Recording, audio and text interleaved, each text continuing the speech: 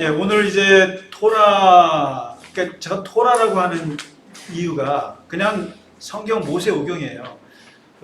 사실 저는 이제 그 이 모세오경하고는 아주 깊은 인연이 있는데, 한번 말씀드렸나 모르겠어요. 저희 신학교 면접 때 그 교수님이 모세오경 아세요? 그러더라고요. 그래서 처음 들었어요, 그때 모세오경. 그래서 모세오경 5권을 얘기해 보세요. 그래요. 그래서 모르겠는데요. 그랬더니 창세금은 처음 저 구약 1, 2, 3, 4 얘기해 보라고 그래서 창세기, 출애굽기 하다가 이제 얘기를 했더니 그 5권이 모세오경입니다 하고 그 교수님이 친절하게 얘기를 해주더라고요. 그때 이제 제가 확신했죠. 서울신학대학 떨어졌구나. 모세오경을 몰라가지고.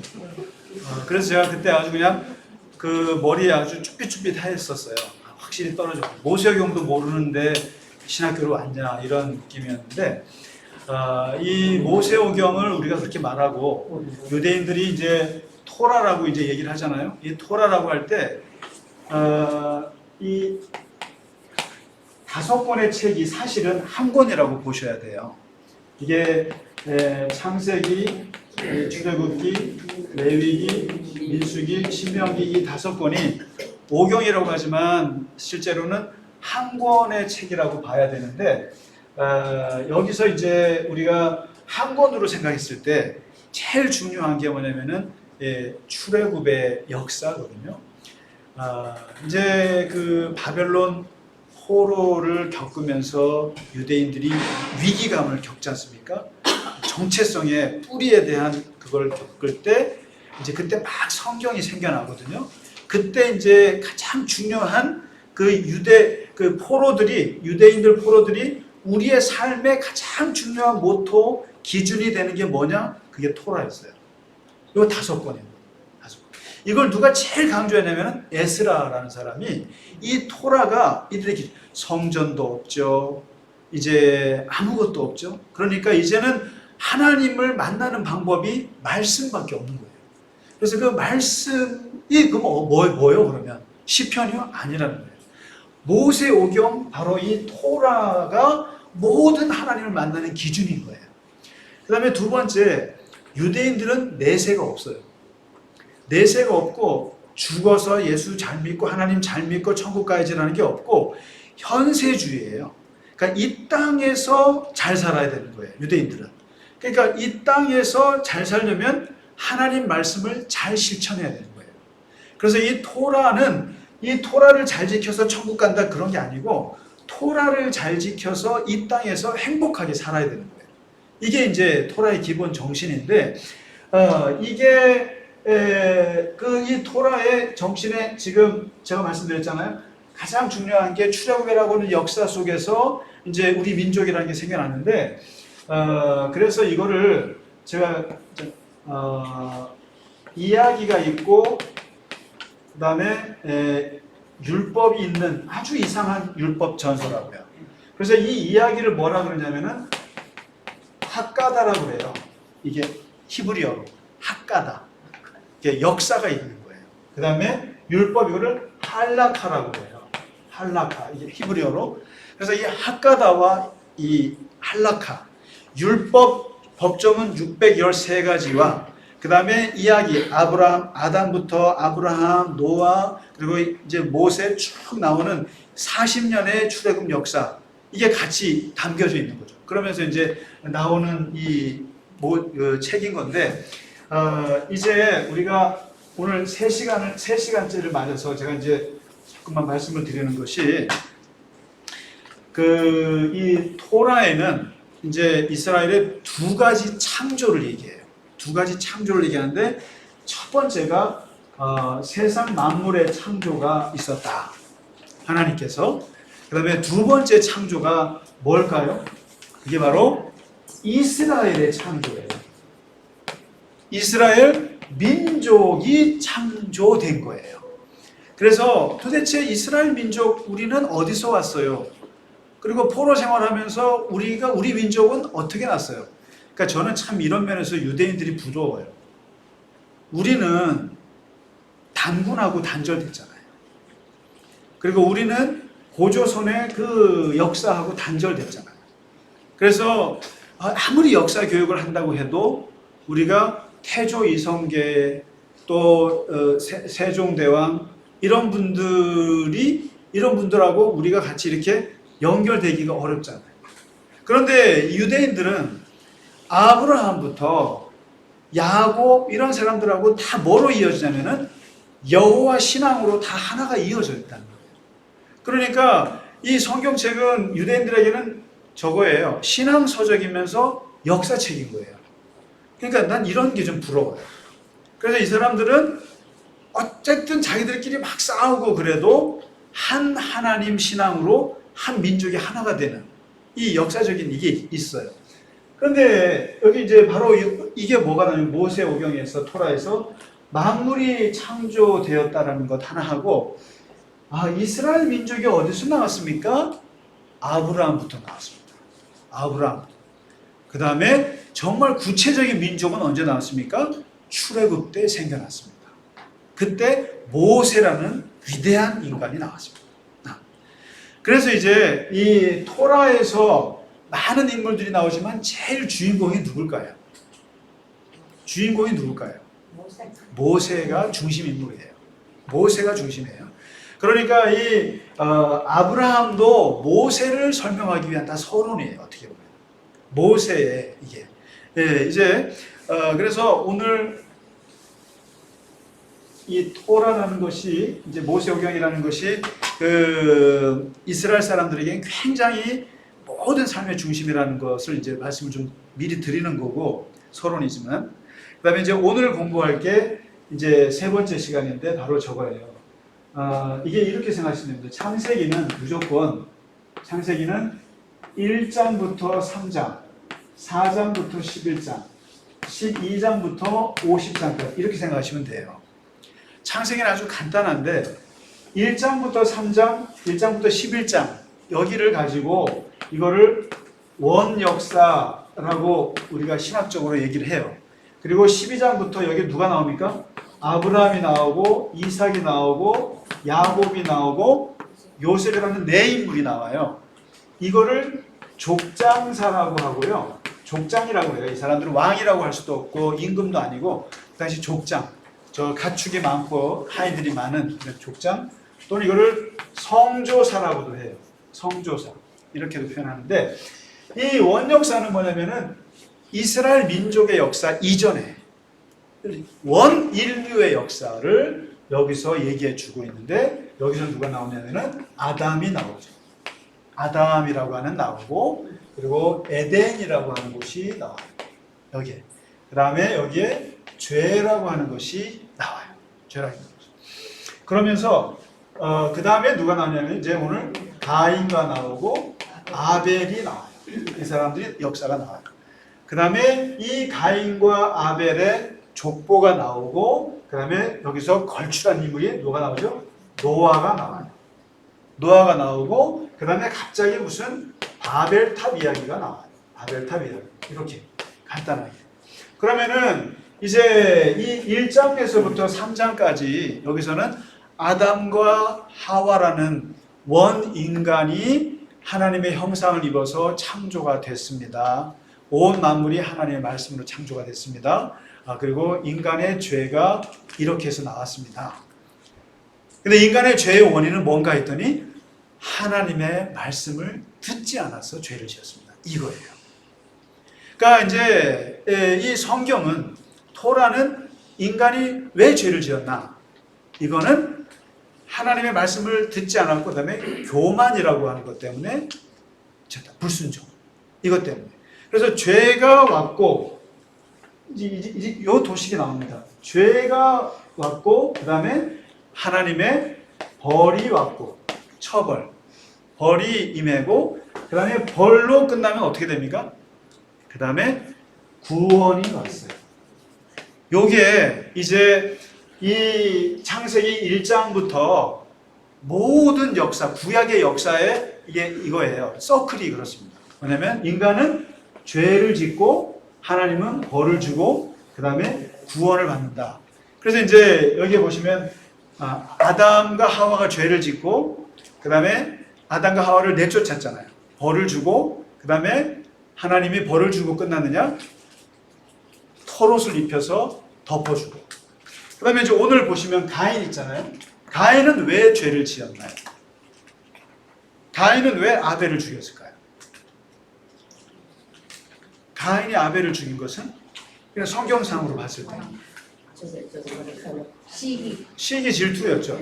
예, 시기 질투라는 거예요. 그러니까 첫 번째 하와의 죄는 교만에서 왔다고 봅니다. 교만. 그 다음에 두 번째 이 가인의 죄는 저거에서 시기 질투에서 왔는데 왜 하나님은 가인의 제사를 받지 않았을까요? 아벨의 제사는 받고 가인의 제사는 왜 받지 않았을까요? 되게 어렵죠. 그래서 답을 몇 사람이 했는데 뭐라고 했냐면 하나님은 채소보다 고기를 좋아하신다. 저랑 비슷한. 가인은 농사를 졌거든요. 아벨은 목축을 했고, 그 다음에 그러니까 하나님은 농경 문화보다 유목 문화를 좋아하시나 보다. 뭐 이런 여러 가지. 그 다음에 하나님은 농부보다 목자를 더 좋아하신다. 뭐 이렇게 말도 안 되는 그런 해석들이 있었습니다만은, 근데 이제 여기서 이렇게 얼핏 보기에는 가인은 농사 지은 것 중에 하나를 뽑아서 드렸고, 아벨은 양들 중에 제일 좋은 것을 뽑아서 드렸다. 이게 다르지 않느냐. 그냥 가인은 있는 것 중에 하나 쭉 해서 드렸고, 아벨은 제일 좋은 거 뽑아 드렸다. 그래서 받았다. 뭐 여러 가지 있는데 그거는 사실 답을 할 수가 없는 것이고, 어쨌든 아벨의 제사는 받았고 가인이 제사는 받지 않아서 가인이 화가 나서 아벨을 죽였다 라는 것으로 해서 최초의 살인이 등장합니다. 그러니까 이제 아담과 하와는 죄의 씨앗을 뿌린 거죠. 어떻게 보면 죄라고 하는 것이 뭔지를 보여준 거고, 가인은 그 죄의 가장 극단적인 실체를 보여준 게 이거예요. 살인이에요. 형제살인.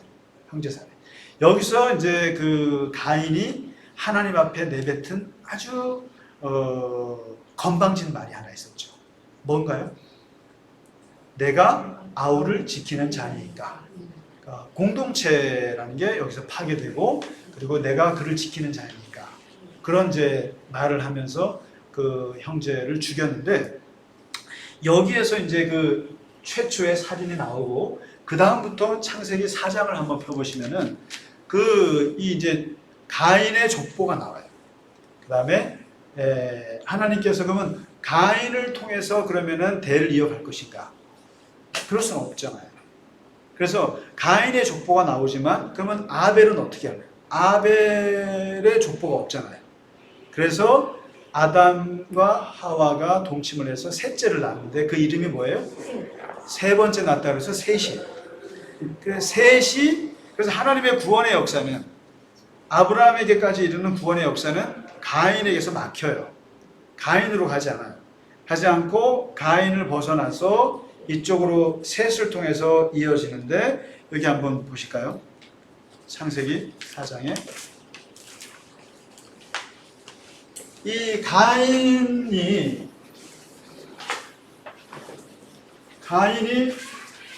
자식을 낳아요. 가인이 자식을 낳는데, 가인이 에녹을 낳고 이랏을 낳고, 이 에녹은 그 에녹이 아닙니다. 낳고 무야를 낳고 라멕을 낳고 해서 6대 7대가 나와요. 쭉 나오는데 그 가인이 낳은 자식들의 면모를 보니까 어떤 애는 음악을 잘해서 악기의 조상이 되고, 누구는 무슨 가축을 목축업의 조상이 되고, 누구는 뭐의 기구를 만든 문명의 조상이 되고, 이런 얘기를 하다가 라멕이라는 후손이 나오는데, 이 라멕에서 가인 그 후손의 잔인성을 표현하는 가장 좋은 말이 나와요. 라멕. 어떤 사람이 나오냐면, 라멕이 뭐라 하냐면은 내 아내여 들으라 그러면서 하는 말이, 나는 상처를 받으면 사람을 죽인다. 나는 상처를 받아서 사람을 죽이고 그 다음에 내 마음이 상함으로 말미암아 어린아이를 죽였다 그랬습니다. 그러니까 나 건들지 마. 나는 상처받으면 사람을 죽여. 그렇잖아요. 상처받으면 말로 하지. 나는 죽이는 사람이야. 그러면서 우리 6대 7대 조상인 가인 할아버지 계신데 가인은 가인이 죄를 짓고 이제 쫓겨날 때 가인이 두려워했던 게 그거예요. 내가 살인을 했잖아요. 살인을 했으면은 나도 죽어야 되는 게 마땅하거든요. 그러니까 내가 나갔을 때 나를 사람들이 죽이려고 하면 어떻게 하겠습니까? 하고 하나님께 두려워하니까 하나님이 내가 너를 지킬 것이다. 표를 줄 건데 가인을 죽이는 사람은 내가 7배로 갚을 거다. 이랬거든요. 그렇게 해서 이제 가인을 보호해 주셨는데 하나님 이 라멕이 뭐라냐면은 가인을 위해서는 7배지만 나를 치면 나는 70배로 갚는다. 나는 70배로 보고한다. 그래서 이 라멕에게서 바로 이 가인 그 후손들의 가장 잔인한 인간의 그것을 이제 보여줍니다. 이제 이런 삶을 어디라고 그러냐면 이게 에덴의 동쪽이라고. 에덴의 동쪽 들어보셨어요? 네. 영화 제임스 딘. 네. 옛날에 제가 말했을 때는 제임스 딘 닮았다고. 말도 안 되는 얘기를. 한지사님 되게 어이없어 하시는데 제임스 딘은 난데 말이야. 저는 그때 이 에덴의 동쪽이 뭔지 몰랐어요. 그냥 되게 반항심 있고 멋있었잖아요, 제임스 딘. 근데 이 에덴의 동쪽이 어디서 여기서 나온 거죠, 창세기. 에덴에서 죄짓고 쫓겨난 쪽이 동쪽이에요. 그러니까 신라곤이에요. 죄짓고 쫓겨난 아담이 산 곳이 에덴의 동쪽이에요. 그리고 이 가인이나 이런 사람들이 쫓겨나서, 그러니까 에덴의 동쪽이라는 죄악 세상인 거예요. 죄의 역사를 말하는 게 에덴의 동쪽인데, 에덴의 동쪽에서의 삶의 대표적인 사람이 가인이고, 가인은 여기서 살인을 저질렀고, 이제 그리고 자식들 낳는데 이 자식들이 보면은 굉장히 살인적인 자식들이고 이렇게 나옵니다. 그러니까 이제 여기 족보가에서 딱 끝나요. 끝나고 하나님의 족보가 어디로 가냐면 아담 세 번째 아들 셋으로 넘어가. 셋이 자식을 이어가는데 그 자식이 바로 5장에 나오죠. 5장에 나오는데 이 아담부터 노아 때까지 10대가 기록되어 있어요. 10대. 쭉. 요게 지금 그야말로 하나님의 사람들의 계보죠. 그리고 구원의 계보인 거예요. 계보가 이제 나오고 노아가 여기서 쭉 나옵니다. 여기 보면 에노스, 게난, 마랄렐, 야렛, 에녹. 여기서 말하는 에녹이 그 에녹이에요. 하나님과 동행하다가 슬쩍 올라가신 분. 그 다음에 무드셀라 제일 오래 사신 분. 라멕, 여기서 그 라멕이 이 라멕 아닙니다. 그 다음에 노아 해서 10대가 나와요. 노아까지. 그 다음에 이제 노아의 아들이 셋이 있잖아요. 셋이 함, 야벳, 셈 있잖아요. 셈. 근데 아브라함은 이 함, 야벳, 셈 중에 어느 아들의 후손일까요? 셈의 후손이에요. 셈. 그래서 셈부터 아브라함까지 또 10대가 기록되어 있어요. 그래서 아담부터 노아까지 10대. 그 다음에 이제 노아의 아들 셈부터 아브라함까지 10대. 이렇게 이제 기록이 되어 있는데 여기서 이렇게 기록되는 동안 이제 한쪽에서는 가인의 계보가 나오고 셋의 계보가 쭉 나오다가 여기서 이제 노아가 등장하면서 이때의 세태를 설명하는 게 창세기 6장이에요. 이때 뭐냐면 이게 지금 계속 그 아담의 죄, 그 다음에 가인의 죄, 그 다음에 그 라멕의 살인의 의지, 이런 것들이 쭉쭉쭉 점점 이렇게 퍼져가요. 에덴의 동쪽이라고 하는 것이, 에덴의 동쪽에 이 죄악의 세상이라는 게 점점점 퍼져서 노아 때는 극심하게 이르는 게 나와요. 그게 바로 창세기 6장 1절부터 4절까지 표현이 되어 있는데, 사람이 번성할 때 하나님의 영이 사람들을 떠났다. 떠나고 그 다음에 사람이 원래 하나님의 사람인데 이게 인간의 육체 덩어리가 되었다. 이렇게 얘기해요. 그러면서 이 죄악이 편만한 걸 말하는데 5절부터 뭐라냐면은 생각하는 게 다 악하고, 이게 이제 죄의 모습들을 얘기합니다. 그 다음에 계획이 다 악하고, 그 다음에 폭력이 되게 심하고, 막 폭행이 심하고, 이런 것들이 쭉 나오는데 이 세상 속에서 유일하게 하나님의 은혜를 입은 사람이 노아였더라. 이렇게 나오거든요. 그러니까 이게 이제 지금 자꾸만 반복되죠. 왜냐면 아담이 죄를 짓고 벌을 받고 하나님이 토롯을 구원해 주시고, 가인이 동생을 죽이고 벌을 받죠. 쫓겨나죠. 그런데 가인을 죽이면은 보호해 주죠. 구원이죠. 그 다음에 또 이 죄악 세상에 쭉 지금 죄악이 편만해지죠. 편만해지고, 그 다음에 이제 하나님이 홍수를 내리시죠. 벌을 주죠. 그 다음에 이 홍수 속에서 구원을 어떻게 합니까? 노아를 통해서 구원하죠. 그러니까 죄와 벌과 구원의 도시이 계속 돌아요. 계속 돌아요. 인간은 죄를 짓고 하나님은 벌을 주고, 그 다음에 하나님이 다시 누구를 통해서 구원하시고, 이게 나오는데, 여기서 지금 노아를 통해서 이 노아의 홍수 이야기가 6장, 7장, 8장에 걸쳐서 3장에 걸쳐서 쫙 나오죠. 그러면서 이 홍수 이후에 다시 이렇게 구원하는 이 노아를 통해서 구원하는 걸 보면 뭘 보는 것 같아요? 창세기 1장을 보는 듯한 느낌이 들어요. 어디죠? 창세기 7장에 보면은 노아의 방주에 들어가는 거 보면은 마치 창조 때처럼 뭐예요? 분류대로 동물대로 식물대로 쭉쭉쭉 분류하잖아요. 이게 창조할 때처럼 노아의 방주에도 이렇게 분류합니다. 섞어 놓으면 안 되죠. 왜요? 코로나에 걸리기 때문에. 큰일 납니다. 확진자 됩니다. 그러니까 그 노아의 방주도 소는 소, 호랑이는 호랑이, 닭은 닭, 다 분리. 그래서 이 세퍼레이트라고 하는 거가 되게 중요한 거예요. 이제 앞으로 우리가 레위기에 보시면 하나님이 이렇게 하늘과 땅을 나누고 물과 육지를 나누고 새와 이게 나누잖아요. 이 나눈다는 게 이 디비전인데, 이 디비전이라는 게 중요한 이게 바라, 이게 창조의 원리거든요. 근데 이 디비전이 그러면 뭐냐? 지금 여기도 보면은 동물은 동물대로, 새는 새대로 이렇게 나누잖아요. 이게 창조의 질서의 원리가 분리예요. 근데 이 분리가 나중에는 출애굽 때 가장 중요한 그 광야 생활의 영성으로 오죠. 그걸 바로 거룩의 영성. 거룩도 분리란 뜻이에요. 떨어져라. 제발 떨어져라. 음식 아무거나 먹지 말고, 아무나 만나지 말고, 아무나 접촉하지 말고, 이방인 만나지 말고, 떨어져라. 구별이라는 게, 근데 지금 오늘날의 이 레위기의 구별의 영성이 코로나 시대에 아주 필요한 거죠. 여러분 그거 아세요? 중세 때 패스트가 3분의 1을 죽일 때, 유럽을 죽일 때 유대인들은 안 죽었어요. 잘. 왠지 아세요? 그들은 모세오경 토라에 있는 걸 그대로 따랐거든요. 거기 보면 분리. 손 잘 씻지, 사람 안 만나지. 네, 그래서 유대인들 잘 안 죽었다고 그래요. 근데 교인들은 더 많이 죽었어요. 또 왜 그런지 아세요? 패스트를 하나님이 주신 형벌로 알고 어떻게 해요? 교회 가서 같이 중보기도 하다가 교회 가서 모여서 기도해 하다가 더 죽었어요.